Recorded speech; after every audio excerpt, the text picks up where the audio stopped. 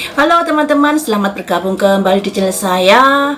2 hari saya libur karena liburan tahun baru bersama keluarga ke Gunung Bromo. Dan di sana saya beli bunga Edelweiss. Yang ini, terus yang ini nggak tahu bunga apa. Terus yang ini padi yang diberi pewarna.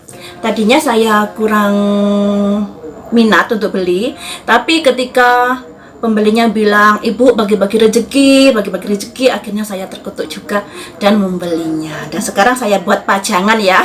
Untuk bunga Edelweiss ini saya jadi teringat pada Aurel Hermansyah, dimana setelah dia berkunjung ke Bromo, kan dia upload foto dengan membawa bunga Edelweiss. Kemudian dihujat sebagian rakyat Indonesia karena memang bunga Edelweiss adalah bunga yang dilindungi sehingga tidak boleh dipetik. Tapi guys, nah kalau kalian sudah berkunjung ke Bromo, kalian pasti akan tahu jika bunga Edelweiss ini sudah dibudidayakan dan di sana juga banyak penjualnya. Nah, kalau dilindungi pastinya penjualnya itu juga akan ditindak oleh aparatur setempat. Tapi kenyataannya dibebaskan untuk menjual, berarti yang dijual adalah bunga yang dibudidayakan oleh warga setempat. Jadi kalau kita tidak melihat secara terjun langsung, melihat kondisi yang ada, pastinya kita akan terbawa oleh pemberitaan-pemberitaan yang mungkin agak menyudutkan ya. Demikian juga dalam kasus ibu dan anak di Subang ini, karena baik saya, mungkin kalian juga lebih banyak di tempat tidak mengikuti atau tidak tahu kronologi yang sebenarnya yang terjadi, membuat kita berasumsi liar. Dan kemarin malam saya sudah mulai aktif lagi memantau dari perkembangan peristiwa ibu dan anak di sini. Saya lihat di YouTube sudah rame dikarenakan Pak Yosep, Yoris dan pengacaranya lagi lihat-lihat sketsa wajah, dan pengacaranya berkata bersyukur karena tidak ada kliennya yang menyerupai sketsa wajah. Dan sketsa wajah ini usianya juga anak muda-muda. Kemudian ditanggapi dari kuasa hukumnya Danu yang kayaknya hal itu adalah menggiring opini publik ya, seperti itu jadi rame. Ya seperti yang saya bilang kemarin, dengan berpisahnya Danu dan Yoris pastinya akan ada perang argumen antara kedua belah pihak.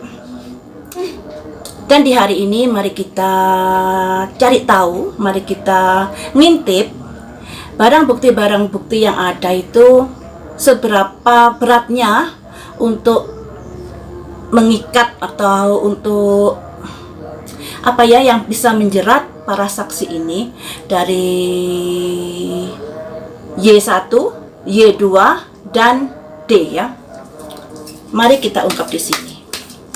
Seberapa kuatnya barang bukti yang ada yang bisa menjerat dari mereka ini, saksi-saksi kunci ya. 3 saksi kunci ini. Yang pertama ini Y1. Seberapa beratkah barang bukti yang ada untuk menjeratnya? Ada simbol Asian Healing Wisdom. Asian itu pasien, healing itu pengobatan, wisdom itu kebijaksanaan.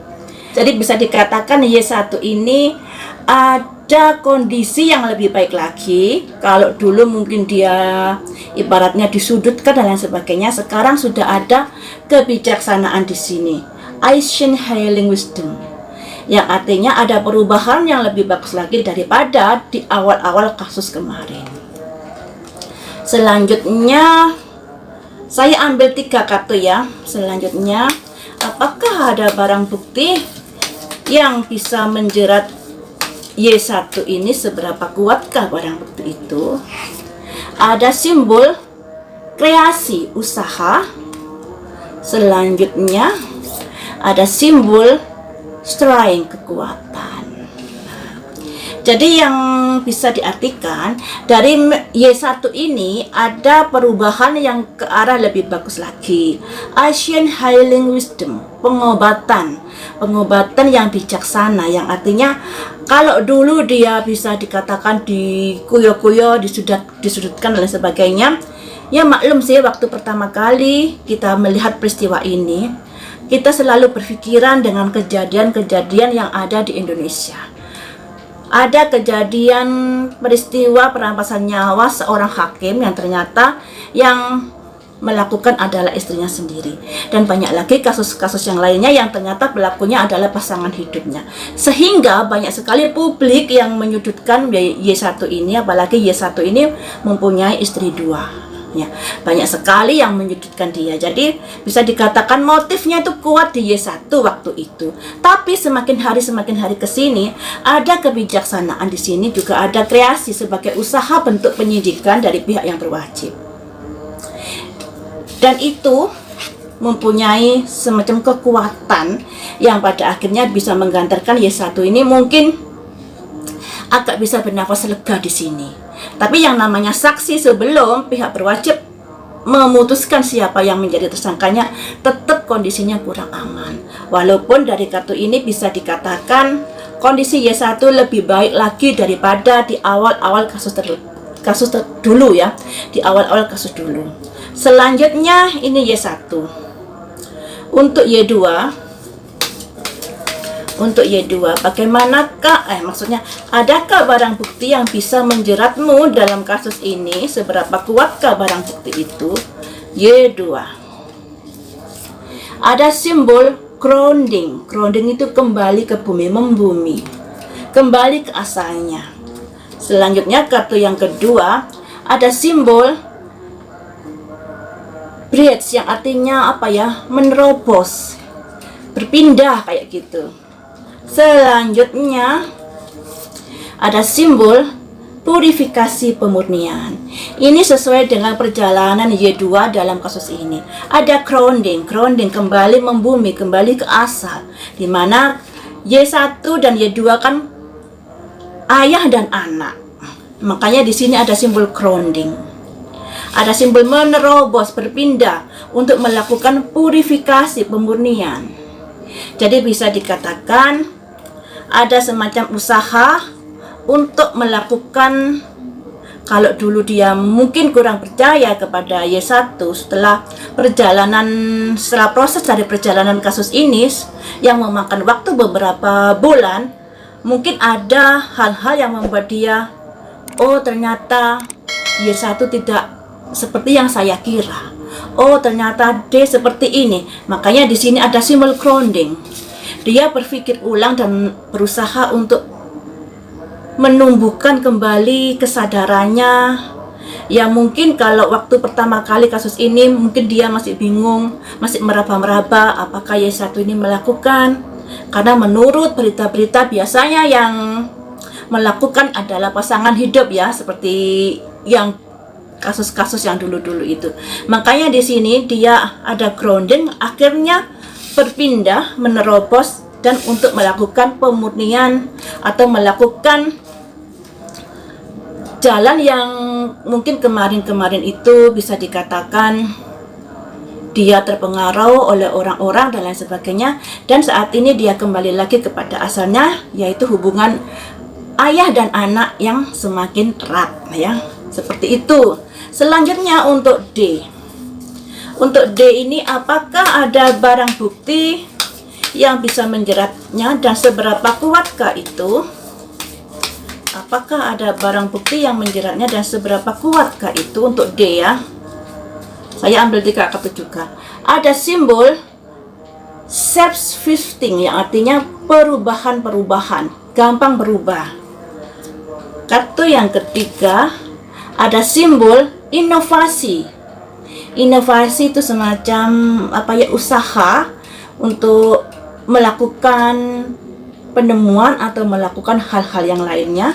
Selanjutnya ada simbol solitude, kesendirian. Ini yang kurang bagus ya guys. Jadi begini, ada subsisting yang artinya kondisi yang bisa dikatakan kurang aman karena yang disimbolkan awan ini bisa berubah sewaktu-waktu. Dan di sini ada innovation. Innovation itu seperti usaha-usaha untuk menemukan sesuatu. Usaha-usaha dari pihak yang berwajib untuk menemukan sesuatu yang akhirnya membuat solitude, kesendirian di sini. Nah, Jadi ini bisa dikatakan pihak D juga kurang aman di sini karena kondisinya akan bisa berubah di mana setelah pihak polisi ini melakukan penyidikan yang pada akhirnya membuat kondisi yang kurang aman ya guys. Jadi bisa dikatakan dari para saksi ini ada barang bukti yang bisa menguatkan dan menjerat mereka dalam kasus ini. Tapi kembali lagi kita asas praduga tidak bersalah di sini, dan yang namanya saksi sebelum pihak polisi mengumumkan siapa tersaksinya ketika saksi ini masih belum aman. Nah, kalian bisa menilai sendiri dari Y1, Y2 dan Y3 siapakah dari ketiga saksi ini yang begitu berat barang buktinya. Seperti itu ya teman-teman, mari kita ungkap di sini. Untuk D, karena D ini ada solitude, kesendirian. Kita petani ya di sini. Saya nggak peduli maupun saya nanti dibilang kompor meleduk, pemeleduk kayak terserah kalian saja mau bilang saya seperti apa ya. Tapi di sini saya selalu bilang tidak ada yang lugu dalam perkara ini. Kalau ada orang yang bilang ada saksi yang lugu, aduh, nggak tahu lagi saya. Baiklah, di sini akan saya lihat solitude. Solitude ini maksudnya apa untuk D ini? Pakai kartu yang ini ya, solitude. Mengapa ada kartu solitude setelah diadakan pemeriksaan dari pihak yang berwajib? Solitude. Kenapa ada simbol kesendirian? Apa maksud dari simbol kesendirian itu? Mengapa dia sendiri? Mari kita ungkap di sini. Mengapa dia sendiri? Ada simbol trickery, tipu daya. Ada tipu daya di sini. Apa yang membuat dia ada tipu daya? Apa yang sudah dilakukan? Ada semacam kesalahan di sini. Kesalahan dalam hal apa? Jalan buntu. Kesalahan yang membuat dia akan menghadapi jalan buntu. Selanjutnya, mengapa menghadapi jalan buntu? Insting dan naluri. Berpikirlah secara nalurimu. Jadi seperti ini. Mengapa ada solitude dalam kartunya D ini? Ternyata dia ada kartu tipu daya, juga ada semacam kesalahan, dan di sini ada jalan buntu yang akhirnya ketika saya tanyakan mengapa jalan buntu, berpikirlah sendiri sesuai dengan insting dan nalurimu. Nah, berpikirlah sendiri guys sesuai dengan insting dan nalurimu, karena di sini ada kesendirian yang ternyata ada semacam tipu daya, kesalahan, dan itu membuat jalan buntu buat dirinya dalam usahanya nanti. Sekali lagi saya tekankan di sini masih prediksi bisa salah, bisa benar. Semoga saja yang terbaik buat kepolisian dalam menyelidiki kasus ini bisa. Baiklah teman-teman, sampai di sini dulu, lain waktu kita sambung lagi dengan prediksi berikutnya.